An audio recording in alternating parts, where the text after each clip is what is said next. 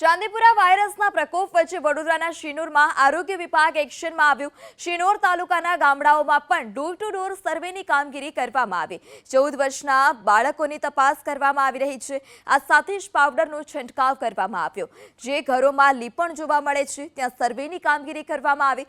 જો કોઈ ખાનગી હોસ્પિટલમાં ચાંદીપુરા વાયરસના લક્ષણો ધરાવતા બાળકો જણાય તો આરોગ્ય વિભાગને જાણ કરવા પણ સૂચના આપવામાં આવી।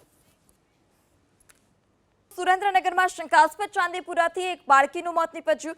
જ્યારે શંકાસ્પદ બાળ દર્દી હાલ અત્યારે આઈસીયુમાં ઓબ્ઝર્વેશન હેઠળ છે અને દાખલ કરાયેલા 11 મહિનાના બાળકની તબિયત સ્થિર હોવાનો આરોગ્ય અધિકારીએ દાવો કર્યો। પાટડીમાં ખેતમજૂરી કરતા પરિવારના બાળકના શંકાસ્પદ લક્ષણ જણાયા હતા, જેને લઈ તેને હોસ્પિટલમાં દાખલ કરવામાં આવ્યો। હાલ અત્યારે આરોગ્ય વિભાગની ઓબ્ઝર્વેશન ટીમ હેઠળ આ બાળકની સારવાર ચાલી રહી છે, જે બાદ તેને સારવાર માટે ખસેડવામાં આવ્યો હતો।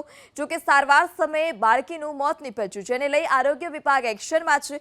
જે વિસ્તારમાં શંકાસ્પદ કેસ નોંધાયા ત્યાં કલેક્ટરની સૂચનાથી સર્વે હાથ ધરવામાં આવ્યો। આ સાથે જ દવાનો છંટકાવ પણ કરવામાં આવી રહ્યો છે।